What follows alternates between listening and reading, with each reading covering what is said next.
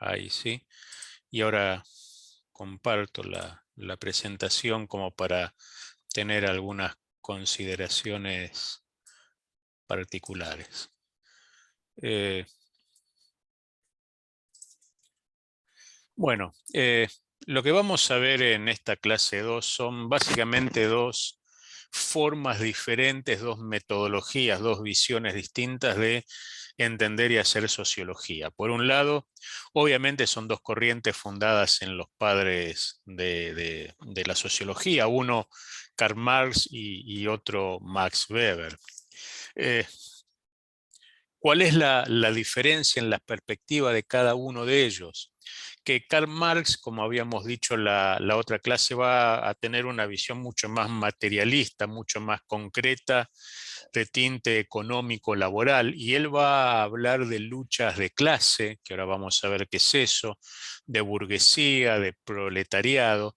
En cambio, Weber va a tener una mirada de un método más analítico y netamente de observación y una postura de tinte mucho más religiosa que la de Karl Marx. Marx va a comenzar hablando de lo que él llama plusvalía. ¿Qué es eso de la plusvalía? Él lo que dice es, un obrero,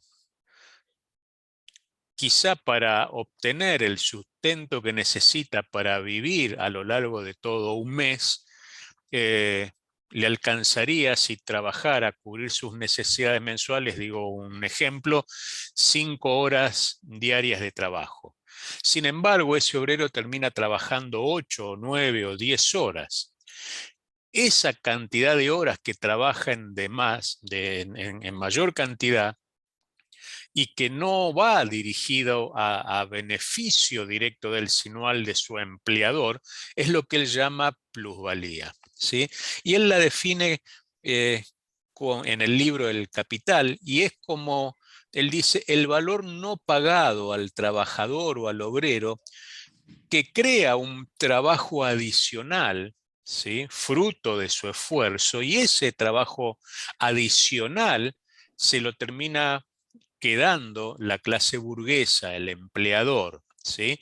Porque si fuera para saciar sus expectativas y sus necesidades, debería trabajar mucho menos que lo que trabaja.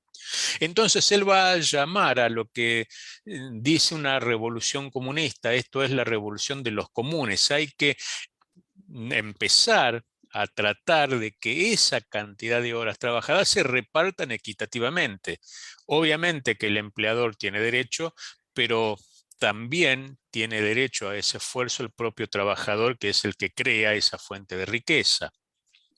Y desde la perspectiva analítica, esa es la base de su posición económico-política, pero desde el punto de vista sociológico, él va a crear lo que se llama el método dialéctico. ¿Y qué es el método dialéctico? Que también lo usaban los antiguos griegos, fue utilizado por Hegel, uno de los padres también de la filosofía. Es el método que busca resolver los problemas o entender la realidad, llegar a la verdad, confrontando las diferentes perspectivas que hay, ¿sí? Por medio del diálogo, por medio del debate. De ahí la dialéctica del debate, ¿sí? Por medio de la confrontación y del debate de ideas es que él va a tratar, dice Marx, hay que tratar de llegar a la verdad, ¿sí? Descubrir lo que está sucediendo. Pero esto es fruto del diálogo, del debate, de la confrontación, eh, de las distintas posiciones y de las corrientes. Pensaba que todos los miembros de las sociedades tienen desigualdades, todas las sociedades son desiguales, pero hay que tratar de tender a que haya la menor cantidad de desigualdad posible. Eh, por su parte, Weber lo que va a hacer es plantear una sociología de tinte, así se llama, comprensiva. Esto es que sea capaz de analizar la realidad a partir de datos concretos y objetivos y ir monitoreando los cambios sociales, ¿sí? Que se van sucediendo con base en la acción social. ¿Qué es la acción social? Lo que cada uno de nosotros hace. ¿Sí? Ejemplo, los sindicatos, la corriente política, los trabajadores, la justicia, la economía, ¿sí? Cada uno de nosotros de alguna forma es un actor social y ese actor social, dice él, tiene que jugar un rol especial, importante, particular, y a partir de la comprensión del análisis del rol de cada uno y de sus acciones sociales es que podemos entender la sociedad.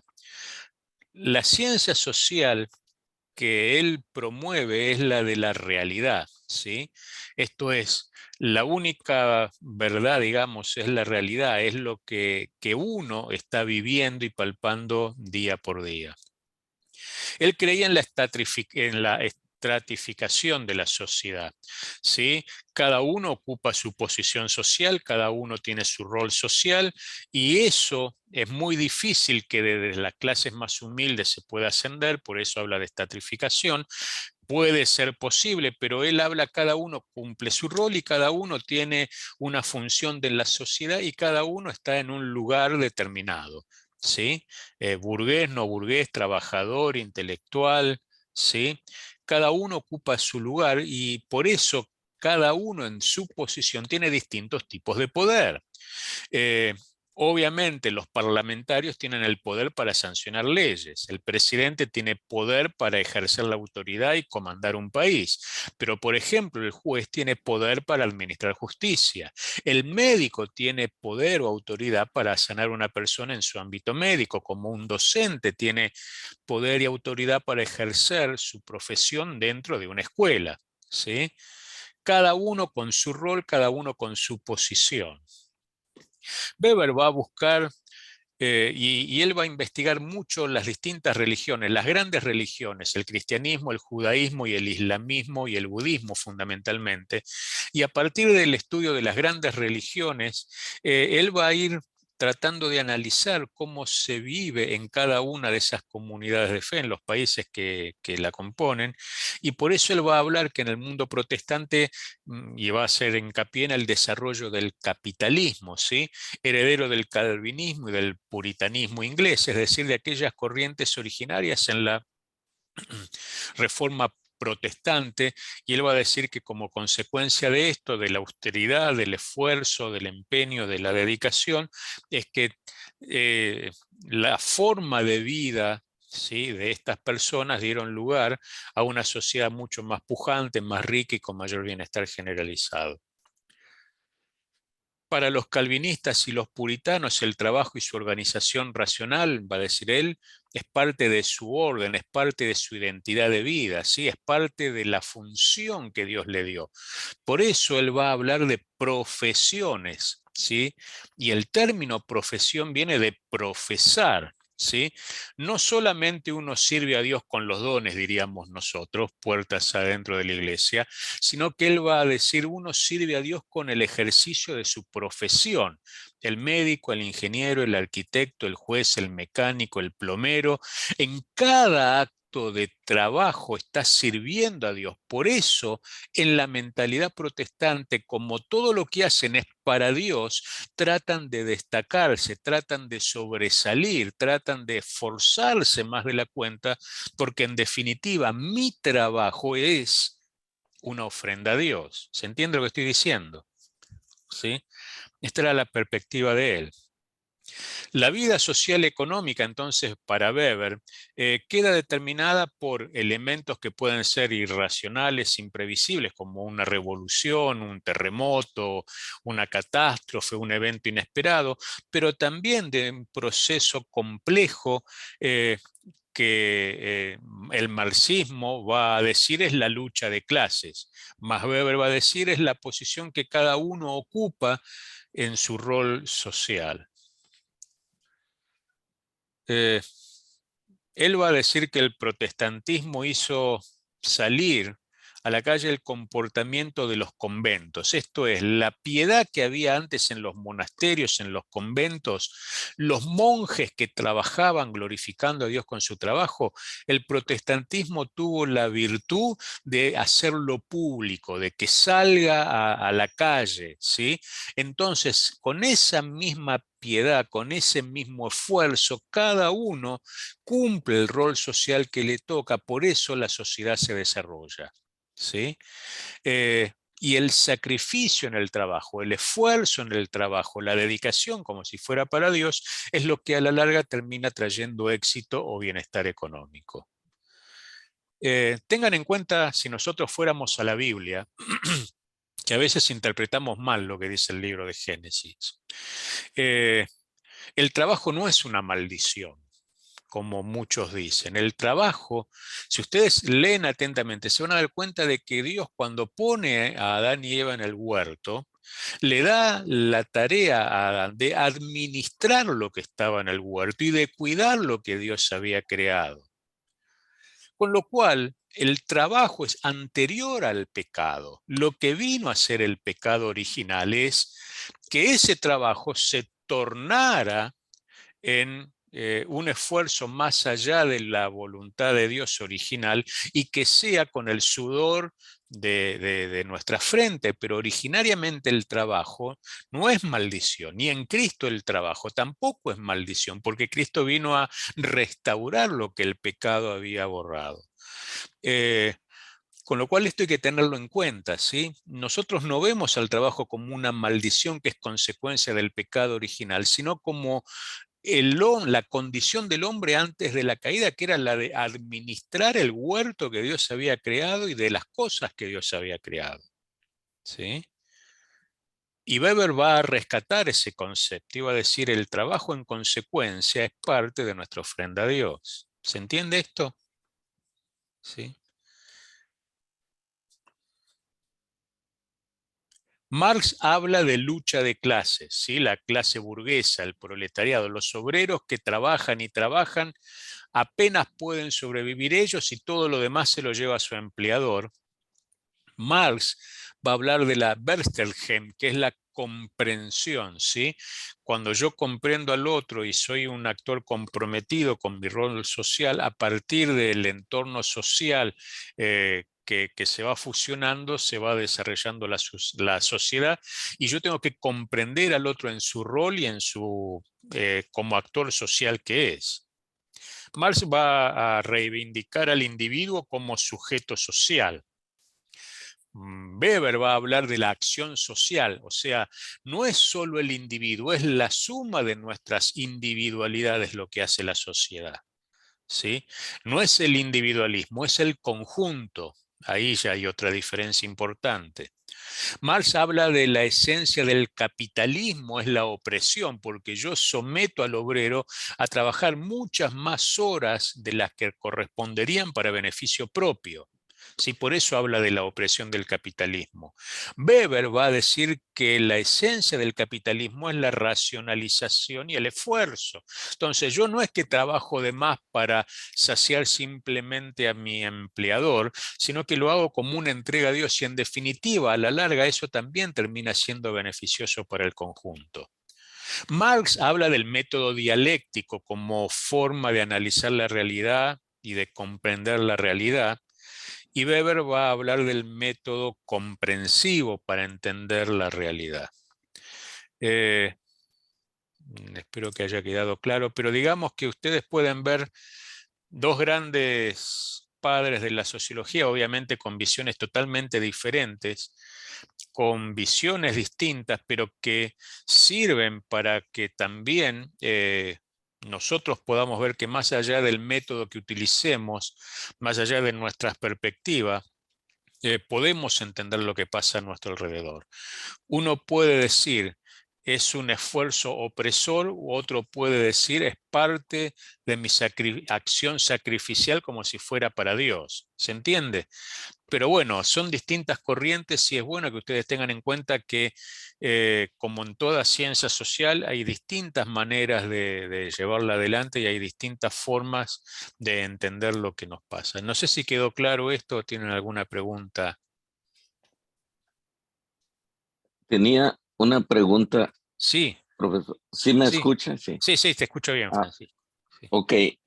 Bueno, en esto de la sociología estoy nuevo ahorita. Ujú, Pero en su opinión, oyendo los dos conceptos de Marx, bueno, el de Marx, yo creo que no se apega en cuanto a nuestra fe de la ujú. cristiana, ¿no? Sí, Pero sí, el de Weber sí.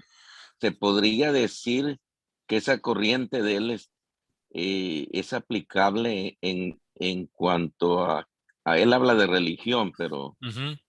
no sé si me entiende la pregunta, porque él no habla eh, por lo que usted nos explica y el libro, Marx habla directamente sobre el capitalismo, Sí.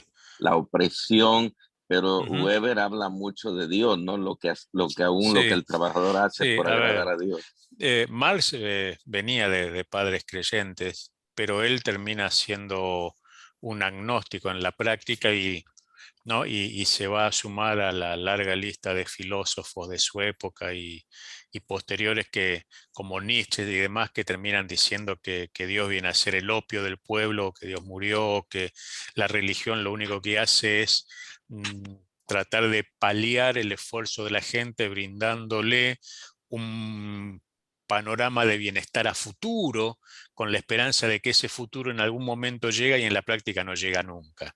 Es una forma de adormecer a las masas, de adormecer a la persona para que en la esperanza futura termine gastando su presente.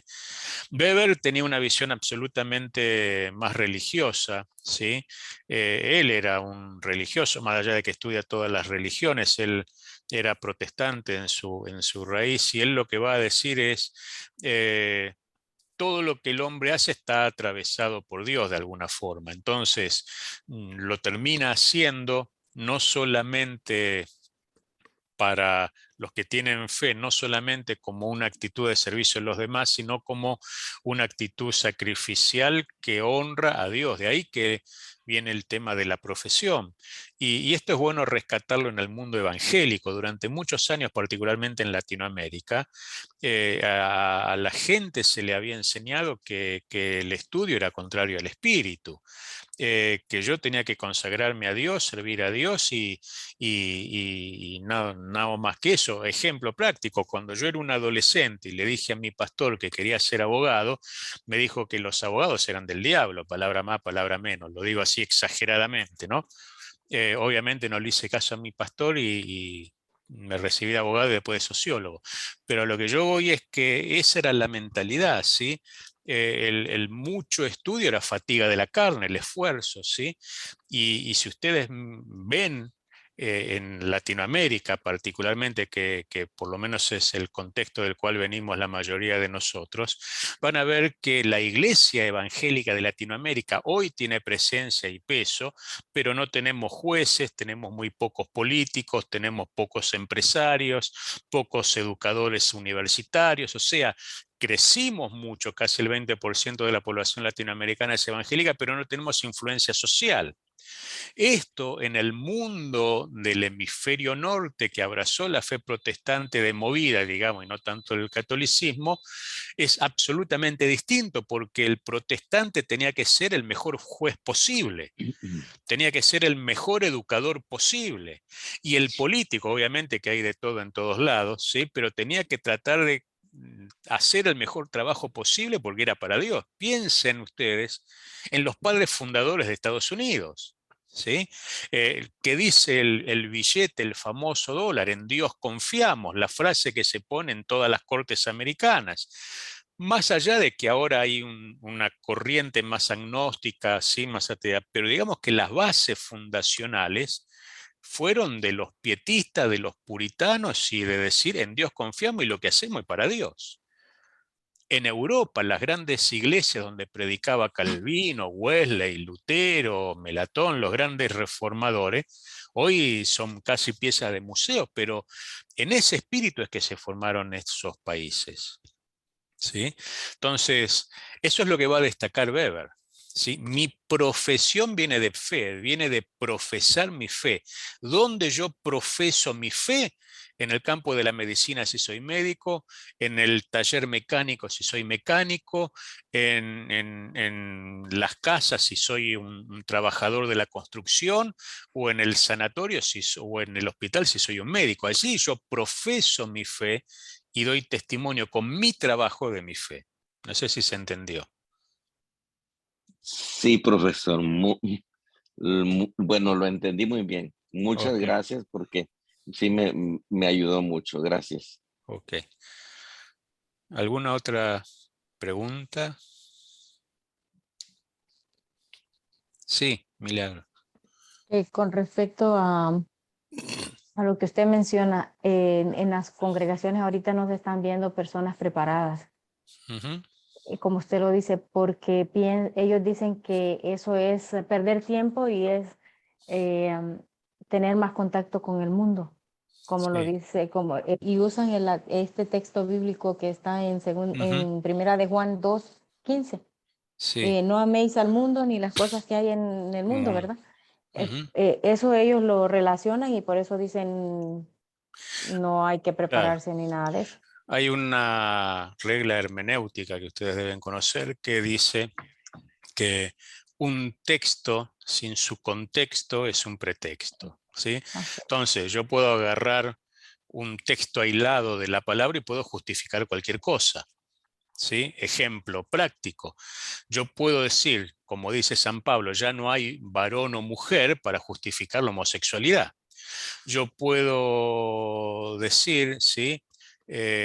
No sé, que cualquier cosa utilizando un versículo fuera de su contexto. Bueno, es cierto que eso lo dice Juan, pero Juan lo que está hablando, si ustedes leen todo el contexto, es del amor a la riqueza o del amor al dinero, que es lo mismo que Jesús vino a rechazar. Ahora, Jesús les dice a los discípulos de manera clara, ustedes están en el mundo, pero no son del mundo.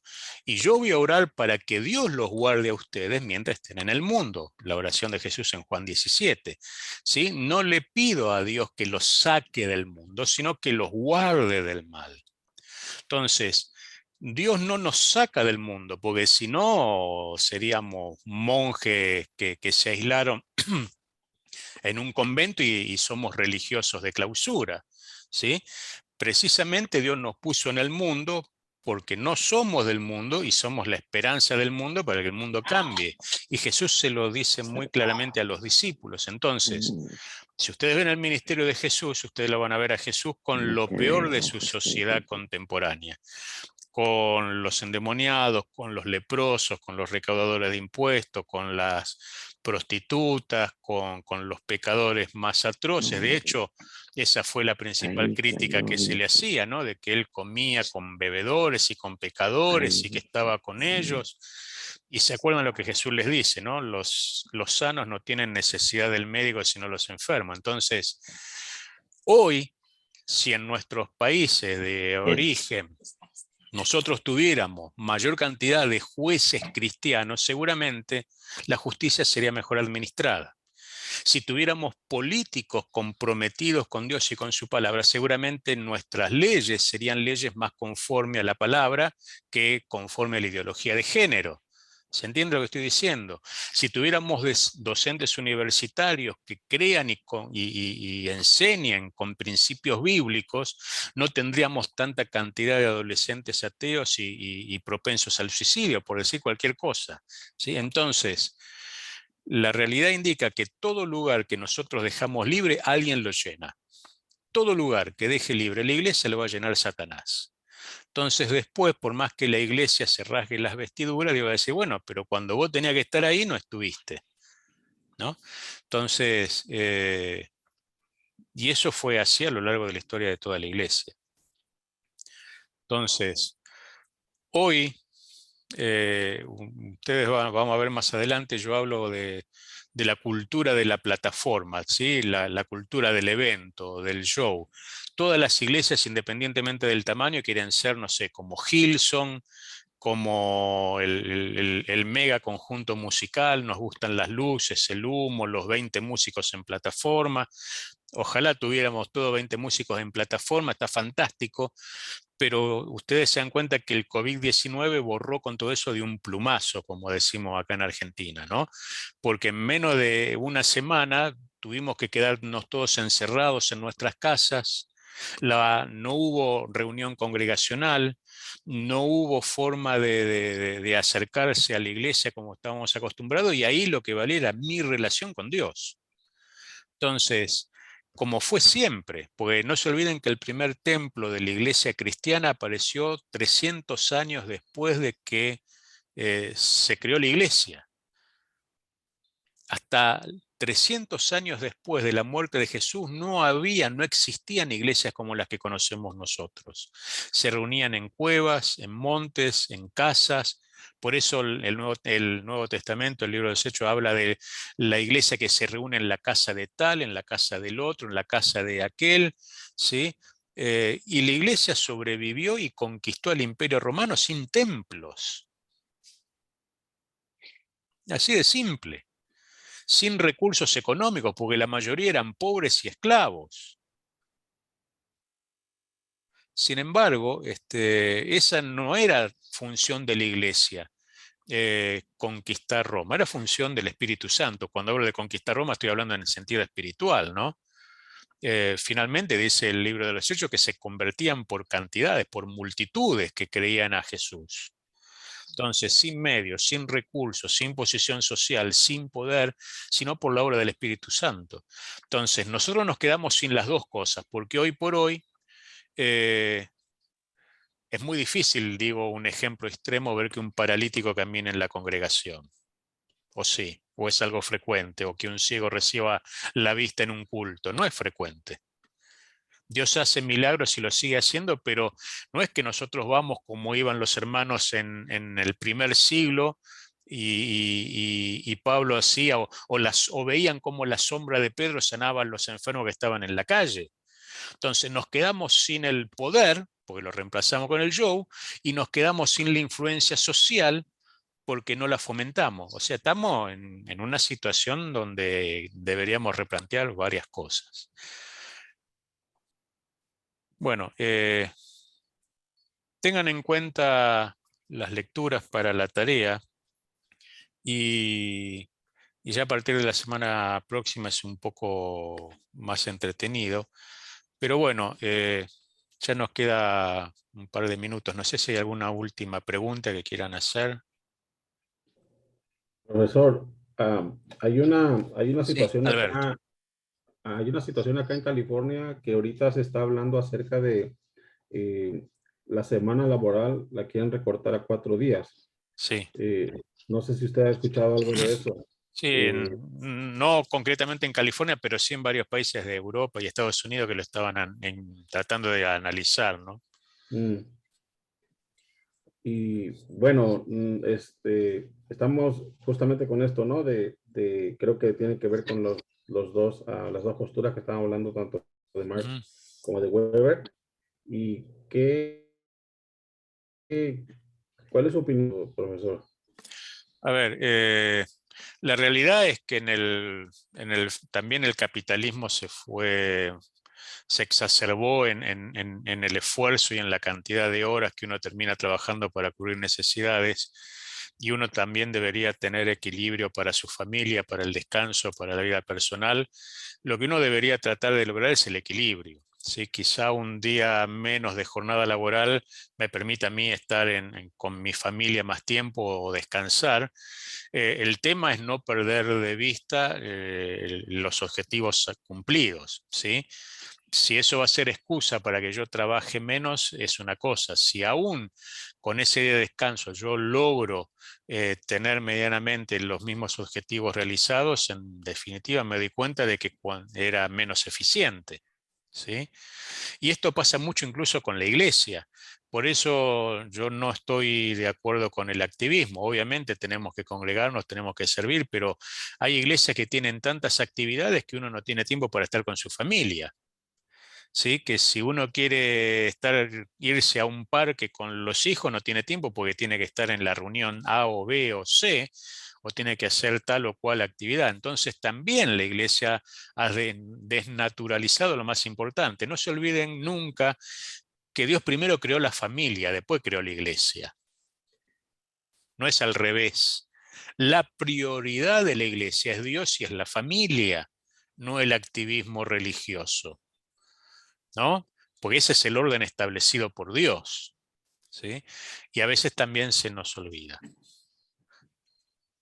Bueno, un gusto verles. Espero que vayan llevando bien la materia, que les parezca interesante. Y espero las tareas y nos encontramos el próximo jueves. Muy interesante. Excelente. Excelente. Gracias, profesor. Gracias. Gracias. Un gusto gracias. verles a todos. Bendiciones. Bendiciones. Buenas tardes.